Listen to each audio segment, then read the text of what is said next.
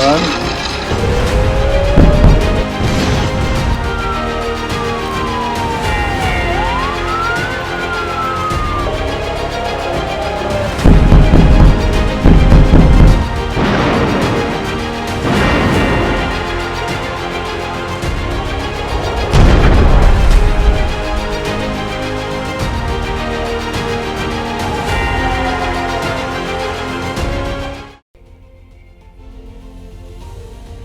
तो इस वक्त की बड़ी खबर आपको बता दें, मिडिल ईस्ट में इजरायल ईरान के बीच जंग चल रही है और इस जंग के बहाने दो सुपर पावर्स आमने सामने।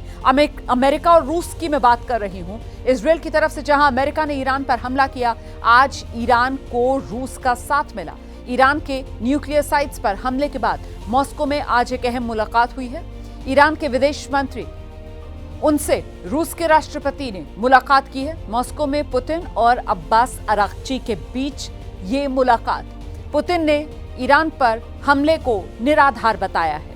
इस बैठक में रूस के राष्ट्रपति व्लादिमीर पुतिन ने कहा है, रूस ईरानी लोगों की मदद करने के लिए तैयार। तो रूस पूरी तरीके से ईरान के साथ, ईरान के समर्थन में। ईरान के विदेश मंत्री के साथ रूस के राष्ट्रपति व्लादिमीर पुतिन ने मुलाकात की है और ये तस्वीरें भी सामने आ गई हैं इस बैठक की। रूस ईरानी लोगों की मदद करने के लिए तैयार है। व्लादिमीर पुतिन की तरफ से साफ कर दिया गया है, रूस ईरान के साथ है।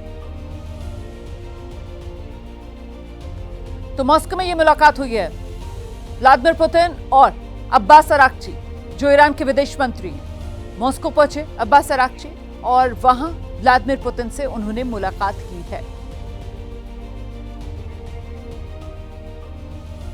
आगे बढ़ रहे हैं, अगली खबर का रुख कर रहे हैं। ईरान की एवन जेल है और इस जेल पर इजरायल ने हमला बोला है। जेल के मेन गेट पर इजरायल ने अटैक किया है। राजनीतिक कैदियों की रिहाई के लिए बताया जा रहा है कि यह हमला किया गया है। ये जो एवन जेल है तेहरान में, ये खमेनी के विरोधियों के लिए बताया जाता है कि इस जेल को तय किया गया है और जितने भी आयतुल्लाह खमेनी के विरोधी हैं, ज्यादातर इसी जेल में बंद है और ऐसे में इजरायल ने इसी जेल के मेन गेट पर अटैक किया है इस मंशा के साथ कि जो सियासी बंदी इस एवन जेल में बंद हैं वो बाहर आ जाएं और अपनी ही सरकार की नाक में दम करें।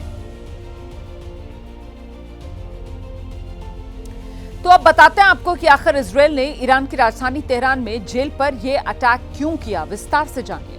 दावा यह है कि एवन जेल में मौजूदा सरकार के विरोधियों को कैदी बनाकर रखा जाता है। विरोधियों के खिलाफ अत्याचार का भी यहां आरोप है। इजरायल का हमला राजनीतिक कैदियों को इस जेल से रिहा करवाने की कोशिश हो सकती है और ऐसा इसलिए ताकि राजनीतिक कैदियों की रिहाई से ईरान में अस्थिरता का माहौल बनाया जा सके।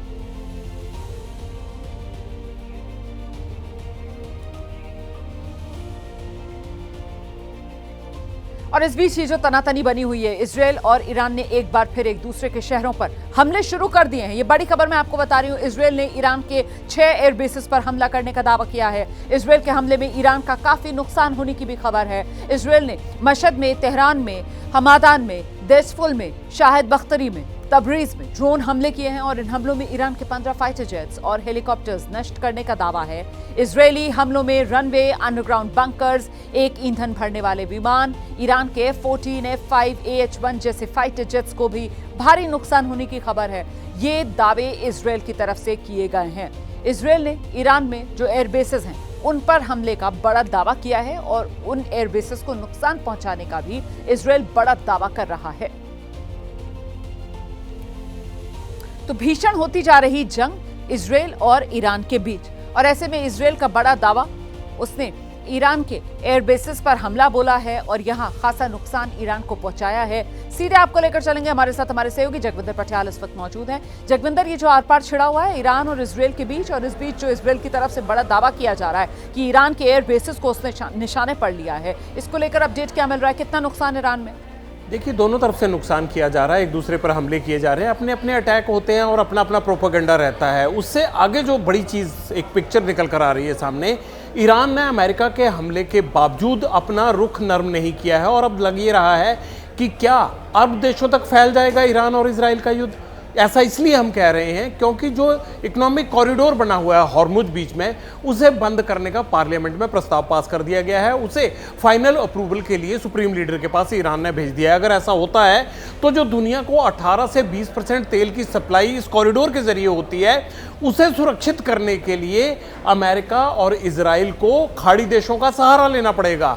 ओमान उनको अपने बेस मजबूत करने पड़ेंगे, कतर में मजबूत करने पड़ेंगे, यूएई में मजबूत करने पड़ेंगे, सऊदी में मजबूत करने पड़ेंगे, और वहां से वो सामने वाली साइड को जो है वो सिक्योर रख सकते हैं जहां ईरान पड़ता है। तो ऐसे में अरब सागर और अरब देशों में ये युद्ध बढ़ता हुआ दिख रहा है।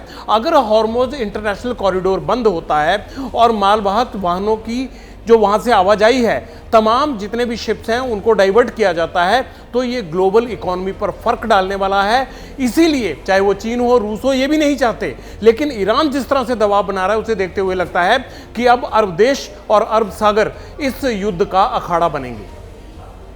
ये बड़ी जानकारी दे रहे हैं हमारे सहयोगी जगविंदर पटियाल। बहुत शुक्रिया आपका इस तमाम जानकारी के लिए। हम आगे बढ़ेंगे, अगली खबर का रुख करेंगे। जो जानकारी सामने आ रही है वो ये कि अमेरिका ने ईरान पर हमले के बाद यूएन की एक अहम संस्था है संयुक्त राष्ट्र परमाणु निगरानी विभाग, उसका बयान सामने आया है जिसमें अमेरिकी हवाई हमले के बाद ईरान की फोर्डो न्यूक्लियर साइट को भारी क्षति की आशंका जताई गई है। ये इस वक्त की बड़ी खबर। ईरान पर अमेरिकी हमले के बाद यूनाइटेड नेशंस की तरफ से ये बयान दिया गया है। ईरान पर अमेरिकी हमले के बाद यूएन का बयान। हमले के बाद बोला संयुक्त राष्ट्र परमाणु निगरानी विभाग, फोर्डो में ईरान को भारी नुकसान की आशंका है। फोर्डो न्यूक्लियर साइट पर बंकर बस्टर बम से हमला हुआ था और इससे खासा नुकसान हुआ है। अब ये यूएन की तरफ से जानकारी साझा की जा रही है। इससे पहले देखिए जो अलग अलग दावे हो रहे थे ईरान की तरफ से, तो दावा किया ही जा रहा था, लेकिन गौर करने वाली बात यह है कि अमेरिकी अखबार है न्यूयॉर्क टाइम्स, उसकी तरफ से भी ये दावा किया जा रहा था कि अमेरिका शायद चूक गया और मौका अमेरिका ने ईरान को दे दिया, और ईरान पर जब तक अमेरिका की तरफ से बंकर बस्टर बम गिरवाए गए तब तक वहां से जो यूरेनियम था संवर्धित, वो काफी हद तक हटाने में ईरान को समय मिल गया।